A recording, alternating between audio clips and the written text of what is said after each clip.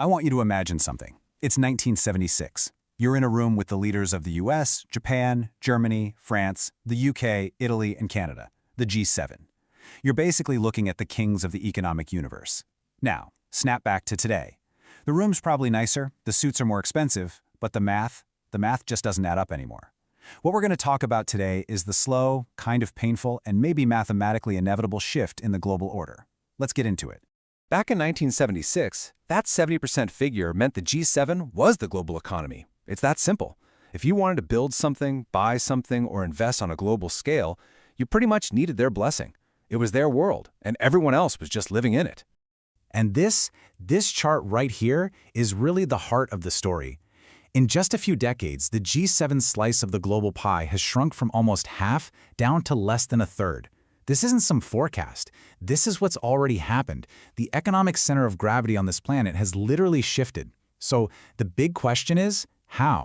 Well, it's because for a long, long time, the way we've been measuring economic power has been, frankly, misleading. For decades, the West has been looking at a number that made them feel comfortable, but it wasn't measuring real, actual physical power.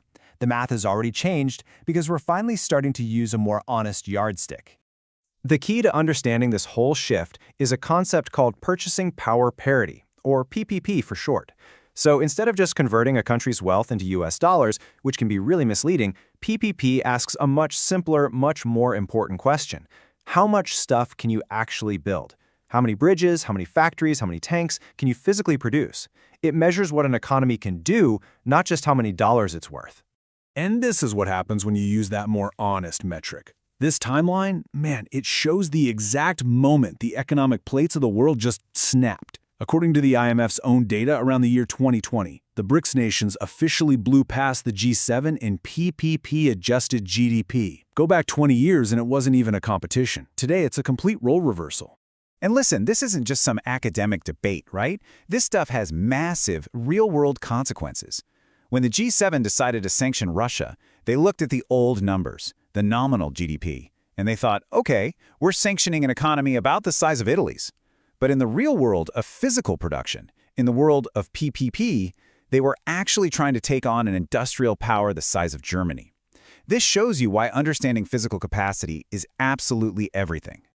But look, this story isn't just about other countries rising. It's also about some really deep structural problems festering inside the G7 itself.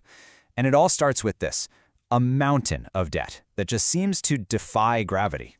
I mean, just look at that number. It's so big, it's almost meaningless, right? But let's break it down. It works out to about $100,000 of debt for every single person in the United States, every man, woman, and child. That's a fiscal reality that puts some serious handcuffs on what you can do in the future. And if you want a sneak peek at where this road leads, you just have to look at Japan. Their debt-to-GDP ratio is a staggering 260%. That means for every single dollar the entire Japanese economy produces in a year, the government owes $2.60. It's a flashing red warning light for what happens when debt service starts to eat your economy alive. And get this, just let this sink in for a second. In 2024, the US government spent more money just paying the interest on its old debt than it did on its entire defense budget. The whole thing. That's what economists call a debt spiral, when you have to start borrowing new money just to pay the interest on the old money. It is a very, very difficult trap to escape. But here's the thing. Even if the G7 could magically fix its debt problem, they're facing another crisis, one you can't just print money to solve. They are running out of young people. You've got the demographic winter of a country like Italy with a median age of 49 versus the demographic dividend of Nigeria, where the median age is just 19. I mean, if you were going to build a factory for the next 30 years, where would you put it? The math is pretty simple. So you've got debt, you've got demographics, and that leads us to the next massive vulnerability. See, the 21st century economy, especially this green economy we hear so much about, it runs on very specific, very physical stuff. And the G7 is having this horrible realization that they don't actually control the ingredients anymore. It's wild. The G7 is all in on this green transition, right? But that whole transition is completely, and I mean completely, dependent on China's industrial muscle. China doesn't just dig this stuff out of the ground. It has a near total monopoly on processing it into the materials you need for batteries, for wind turbines, for everything. It's a massive strategic vulnerability.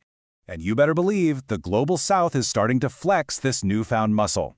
Indonesia is the perfect playbook for what's called resource nationalism. They basically said, oh, you want our nickel? Fine, but you're going to build the factories and the smelters here. And the result? Their export revenue from nickel products jumped by a factor of 10. The days of the West just showing up and taking raw materials for pennies on the dollar, those days are over. And hey, this isn't just about shiny metals for batteries. We're talking about the most basic thing of all, food. From the wheat needed for bread to the potash used in fertilizer that grows pretty much everything, the BRICS Plus Alliance is an absolute juggernaut in agriculture. They control the inputs to the world's dinner table, and that gives them a kind of leverage that is primal and absolute. So you add it all up. From their perspective, they see a system that's economically, financially, and demographically stacked against them. So what are the nations of the Global South doing? Well, they've stopped asking for a seat at the old table. They're just building a brand new one. And if you want to pinpoint the one moment, the catalyst, that threw gasoline on this fire, it was February 2022. When the G7 froze Russia's central bank reserves, it was like a lightning bolt went through the entire world. Every single country outside the Western club had the same thought. Wait a minute, our savings aren't safe. And just like that, getting away from the US dollar went from an economic theory to a national security emergency. And you can see this thinking in how they expanded. I mean, look at the brilliant strategic logic here. This wasn't just a random collection of new members. By bringing in these specific countries, the BRICS Plus bloc suddenly controlled about 45% of the world's oil production, and, maybe even more importantly, the physical choke points that oil has to travel through, like the Suez Canal and the Strait of Hormuz. And of course, they're building their own banks to go with their new system. You've got the old model, right, the IMF and the World Bank, where loans often come with, let's call them, structural adjustments and political conditions. But then you have the BRICS New Development Bank, and their sales pitch is incredibly simple. Here's money for your roads and ports, no political lectures included. For a lot of developing nations, that's an offer that's pretty hard to refuse. Okay, so let's put it all together. The economic shifts, the control over real stuff, these new parallel institutions, it's all pointing in one direction, a completely new global reality. The era of one superpower calling all the shots, yeah, that's over. We're in a world that is much more complex and a whole lot more competitive. And this new world has created a new kind of player on the world stage, what you might call swing states. These are powerful countries that are flat out refusing to pick a side. They are masterfully playing the G7 and the BRICS bloc against each other, getting concessions from everybody and committing to nobody. Their loyalty, you could say, is up for grabs to the highest bidder. And if you want to hear this new, assertive mindset summed up in one sentence, just listen to this quote from India's foreign minister. It's basically a declaration of independence from that old Western-centric view of the world. The Global South is essentially saying, hey, we have our own interests now, and from now on, we're going to act on them.